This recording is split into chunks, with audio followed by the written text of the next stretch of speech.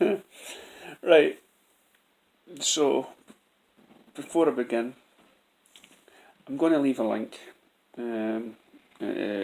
top of my top of my video, and it's sort of proving something, right?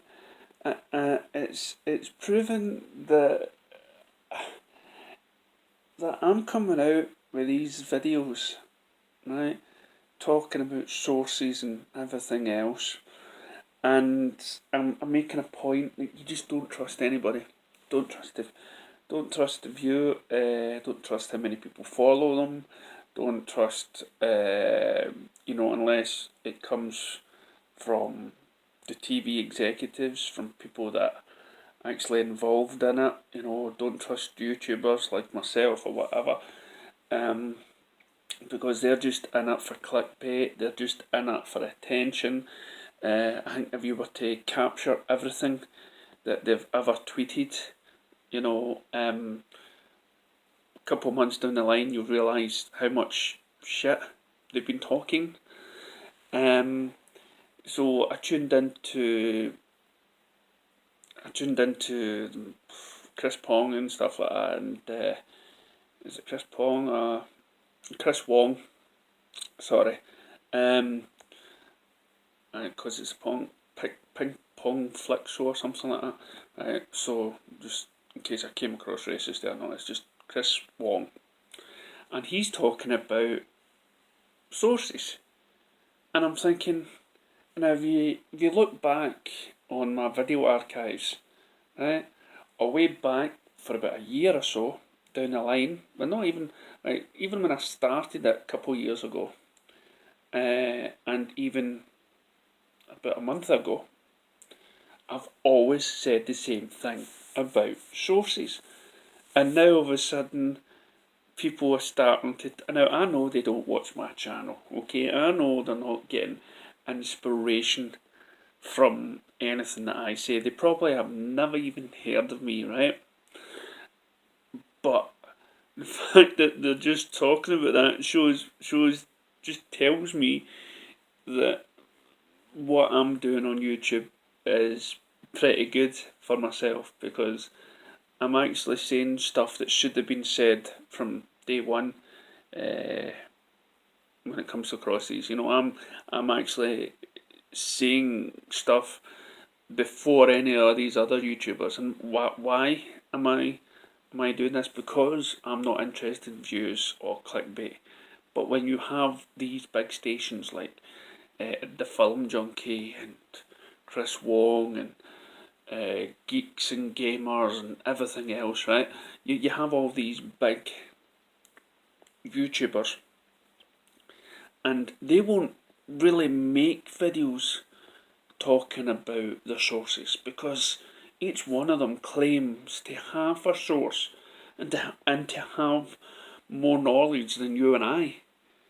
So to have Chris Wong now talking about not believing their sources, he comes across a wee bit better now, because he's actually saying, don't listen to this shit. So I'm glad it's happened. Now I want to talk about the one thing that kind of ties in with this video as well.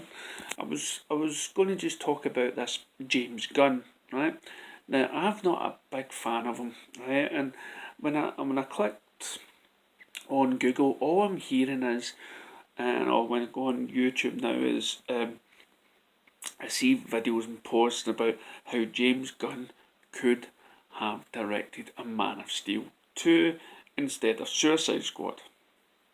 And again, if you check all my videos, right? If you check all my videos from long ago, I've always been against them, right? I've never liked them, and it was only today, about 30 minutes before I started this, I looked him up in Wikipedia, and I checked the films he's made, and the TV shows, and the games, to see maybe he's done something. Maybe he's done something wow that gets people nah. And I want you guys and girls and whatnot, check out his Wikipedia on his filmography and whatnot. And I mean, I watched Guardians of the Galaxy, and to be honest, after watching the first one, I'm not in a rush to see the second one. And especially after those tweets he's made, I wouldn't want him touching the DC movie with his history, because there's a lot more people done a lot less and vile tweets than what he's done, and they've been fired. And Disney was right; it was the first choice that Disney has done, which was to fire him. And now, lo and behold, Warner Brothers thinks it's right to get this guy that's tweeted all this nonsense to make this film. A film where Guardians of the Galaxy, for me, is the most overhyped movie I've ever seen. I failed to laugh. I thought the ending was rubbish, with the dancing and the jokes. I mean, that's the only thing I could think of. The To me, it was a big TV movie. I couldn't get into any of the characters. It was the only thing I liked about it that probably put it up there was just the music. You would buy it just for the music. And it was one of these films where you would, because you enjoyed the music and you come out and you're thinking, oh, that was good, it got my toe tamping, but you don't, it's not until later on you go back and watch it again and you realise, that tricked me. It was just the music I liked about it. That was it. So, so now what I'm glad is that there's all this rumour saying that Henry Cavill has been given this sort of role where he also helps choose the director. He's got like director approval. And if any of that was correct, that means, of course, Warner Brothers has always wanted, but always sort of said they wanted it. They just have no plans or no story, which I've always argued against. Brainiac is the best story you can ever come up with for a standalone, but no, you've got no faith in it, because they're talking about Superman and Supergirl now. But if Henry Cavill wanted it and he had that sort of approval, I would have loved it very much if he went no to James Gunn. I would have loved that. I would not want James Gunn, after seeing Guardians of the Galaxy, touch Superman, touch my Man of Steel, touch the vision and the creation of what Zack Snyder created that Joss Whedon ruined. No, I would want a director that knew how to make a serious Superman movie and dealing with real issues instead of putting in some comic timing daft music. So I am glad, in a way, that Henry Cavill may have just beaten down James Gunn. So let's check out the Chris Wong video. Let us know what you think. I'm just happy about it. I'm just glad that, again, there's a guy told us, well, what if James Gunn comes in and directs, because the Marvel fans, right?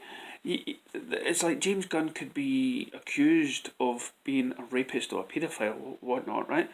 But because he's made this fantastic Marvel film, all these people are still supporting him. Oh, please bring him back in. Please bring him back in. I went, what, you nonsense? What, you ass?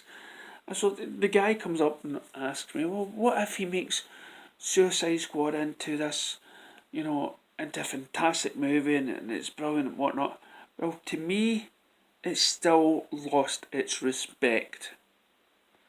It has still lost that. I wouldn't even, if I was to see and of course I would probably still see the film, right? Because it's Suicide Squad, it's my characters, right? But I wouldn't think about the director. What I would be thinking about would be the actors and how the character's done, but I would never ever give him one piece of credit. because of what's happened, and because of the build-up he's been given through Guardians of the Galaxy, which, if you look at his Wikipedia, is probably his only decent attempt of movie making he's ever done. So thank you, Henry Cavill, for stopping him from touching a Man of Steel. This is my truth. DC Vigilante out.